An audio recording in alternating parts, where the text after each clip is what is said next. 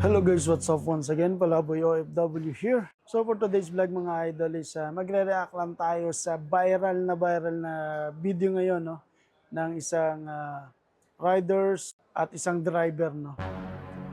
Kamakailan lang. Kahapon lang mga lods ha. Ngayon, kung titignan nyo sa iba't ibang anggulo ng video, una kong napanood yung yung anggulo ng yung pinakita yung video na bumaril agad. So, syempre, first impression mo, ikaw na citizen, is mali yung ginawa ng driver na lalaki. Kasi bakit niya binaril, di ba? Na walang kalaban-laban yung rider. Pero maraming lumabas na video after ng mga ilang oras na sa kabilang angle naman ng video, kumbaga is self-defense naman yung nangyari doon sa driver, no? Kasama niya yung pamilya niya at mga anak niya at asawa niya. So sa ibang angle naman, yung nagsimula naman daw sa hinahabol ng nagsimula naman daw yung driver ng Fortuner ng mga lods.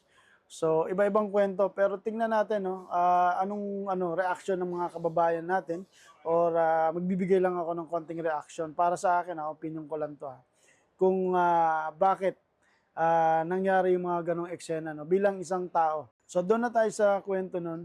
Kasi naglabas ng opinion to si Kuya, yung driver. Ang sabi dito, hindi ko naman gusto na mangyari yon. Nablangko na po talaga ako eh. Ang sakit ng katawan ko na sa bugbog po nila ayun po. Saka ko kinuha yung baril sa sasakyan at prenotektahan ko ang sarili ko. So lumalabas isa, self-defense yung ginawa ni Kuya driver. No? Kasi nandun yung pamilya niya eh. Kung makikita nyo sa kabilang video ng eksena is pinagtulungan yung driver. So lumabas yung driver, ang ginawa is yun, nakipagsuntukan, tapos may lumapit na isang rider, yun, dalawan sila. Ngayon umiwas yung driver, pumunta sa likod, hinabol pa rin ng isang ng rider no. So ngayon parang nablangko, kaya na sinabi niya nablangko na siya, pumunta siya sa sasakyan, hindi natin alam may baril pala doon na nakabaril. At ang masama doon is nadama yung asawa niya yun. Kasi umilag yung isang rider eh. So natamaan yung asawa niya. So sa mga ganitong eksena mga lods, para sa akin dapat pangibabawan dapat natin yung pasyensya. Yung haba ng pasyensya. Kasi hindi natin alam eh. Pero sa ganitong sitwasyon na siguro kahit ako, feeling ko sa opinion ko lang to siguro magagawa ko rin yung ginawa ng driver eh. Kasi hindi mo na alam eh, napagtulungan ka na tapos humahabol pa yung yung rider, 'di ba? Umiiwas ka na. Sa opinion ko lang ta, kumbaga feeling ko parang gagawin ko rin 'yun eh. Parang last choice ko na 'yun eh. Wala na akong laban, nagulpi ako eh. So, ayun yung pinaka-way ko para gumante. Sama na ng loob mo nun eh. Then nandun yung pamilya, ang kawawa lang doon, natamaan yung asawa eh, nakailag yung rider eh.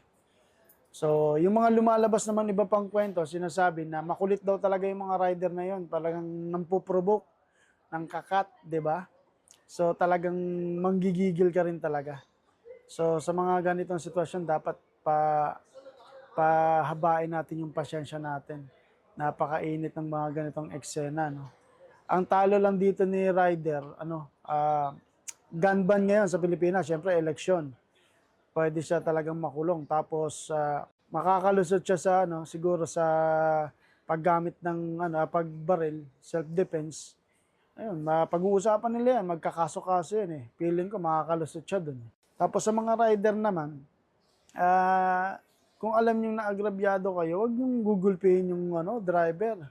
Kasi ang mentality kasi ng mga ibang rider sa Pilipinas, na naobserbahan ko lang kapag ng mga naka four wheels, tapos talagang pagtutulungan nila kasi ang simpatya ng tao sa sa rider dahilan na mahirap lang ganito ganyan, 'di ba? So dapat maging mahinahon tayo sa isa't isa. So basahin naman natin yung mga naging reaction ng mga ng mga netizen tungkol sa isyung ito no. Ang sabi dito, hindi suntukan tawag doon kasi yung mga rider mayroong mga helmet. Lugi ang isa kasi walang cover yung ulo niya. Kung nagamo ng suntukan, yung mga rider dapat tinanggal nila yung mga helmet. Isa pa yun, nila kung totoong matapang sila. Ito pa, hindi tama ang mamaril, kaya siya matapang kasi may baril.